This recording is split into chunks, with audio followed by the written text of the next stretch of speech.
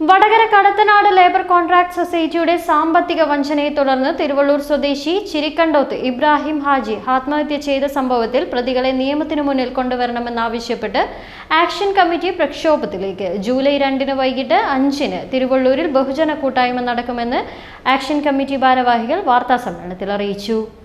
ഇബ്രാഹിം ഹാജിയുടെ മരണത്തിന് ഉത്തരവാദികളായ കോൺഗ്രസ് മുസ്ലിം ലീഗ് നേതാക്കളെ അറസ്റ്റ് ചെയ്യാൻ പോലീസ് തയ്യാറാകാത്തതിൽ പ്രതിഷേധിച്ചാണ് LDF നേതൃത്വത്തിൽ ആക്ഷൻ രൂപീകരിച്ച് പ്രക്ഷോഭത്തിന് ഒരുങ്ങുന്നത്.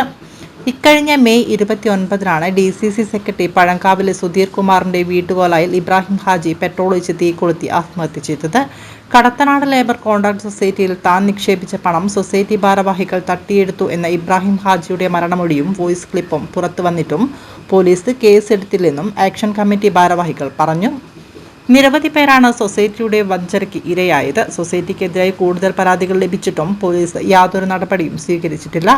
ഇബ്രാഹിം ഹാജിയുടെ വോയിസ് ക്ലിപ്പിന്റെയും മരണമൊഴിയുടെയും അടിസ്ഥാനത്തിൽ കുറ്റക്കാരെ ഉടൻ അറസ്റ്റ് ചെയ്യുക, സാധാരണക്കാരായ നിക്ഷേപകരുടെ പണം തിരിച്ചു നൽകാൻ സർക്കാർ അടിയന്തരമായി ഇടപെടുക, മരണപ്പെട്ട ഇബ്രാഹിം ഹാജിയുടെ നിക്ഷേപത്തുകയും പലിശയും അദ്ദേഹത്തിന്റെ കുടുംബത്തിന് ലഭ്യമാക്കുക എന്നീ ആവശ്യങ്ങൾ ഉന്നയിച്ചാണ് പ്രക്ഷോഭം.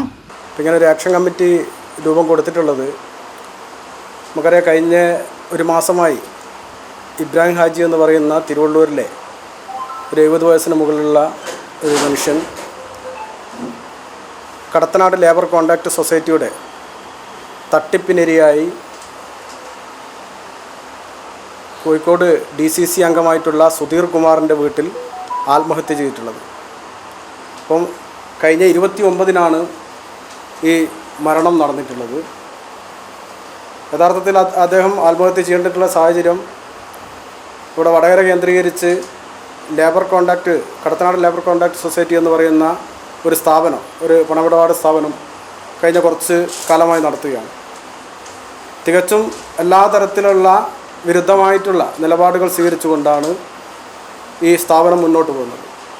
ഇവരെന്താണ് ചെയ്യുന്നത് വെച്ചാൽ പല ആളുകളിൽ നിന്ന് വലിയ പലിശ ഓഫർ ചെയ്തുകൊണ്ട് കോടിക്കണക്കിന് രൂപ ഡെപ്പോസിറ്റായി സ്വീകരിക്കുകയും അങ്ങനെ സ്വീകരിക്കുന്ന പണത്തിന് ഒരു തരത്തിലും തിരിച്ച പണമോ അതിൻ്റെ ഇൻട്രസ്റ്റോ കൊടുക്കാത്ത സാഹചര്യമുണ്ടായി. ഈ ഇബ്രാഹിം ഹാജിയുടെയും ലക്ഷക്കണക്കിന് രൂപ ഇതേ പ്രലോഭനത്തിൽ വഴങ്ങി അദ്ദേഹത്തിൻ്റെ ജീവിതകാലം മുഴുവനായി സമ്പാദിച്ച എല്ലാ പണവും ഈ സൊസൈറ്റിയിലേക്ക് അയാൾ ഡെപ്പോസിറ്റ് ചെയ്തു.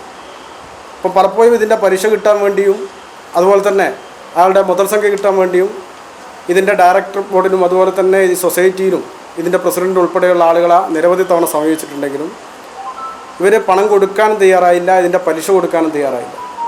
അവസാനം ഇതിൻ്റെ സുധീർ കുമാർ എന്ന് പറയുന്ന ഇതിൻ്റെ ഡയറക്ടർ, നേരത്തെ ഇതിൻ്റെ പ്രസിഡൻ്റായിരുന്നു, ഇപ്പം ഡയറക്ടറായിട്ടുള്ള സുധീർ കുമാറിൻ്റെ വീട്ടിൽ നിരവധി തവണ പോയിട്ടുണ്ട്.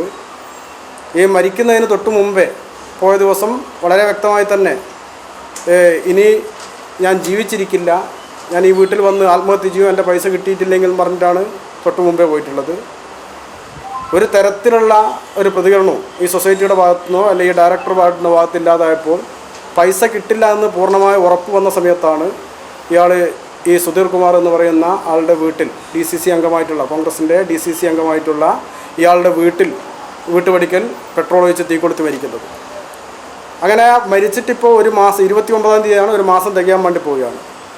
ഈ മരണവുമായി ബന്ധപ്പെട്ടുകൊണ്ട് നമുക്കറിയാം പുറത്തു വന്നുകൊണ്ടിരിക്കുന്ന വാർത്തകൾ ഇതുപോലെ ലക്ഷക്കണക്കിന് രൂപ വിവിധ ആളുകൾ വടകരയുടെ പരിസര പ്രദേശങ്ങളിലെ ആളുകളുടെ പൈസ ഇതേ കൊള്ളസംഘം വാങ്ങി വെച്ചിട്ടുണ്ട് എന്നുള്ളതാണ്.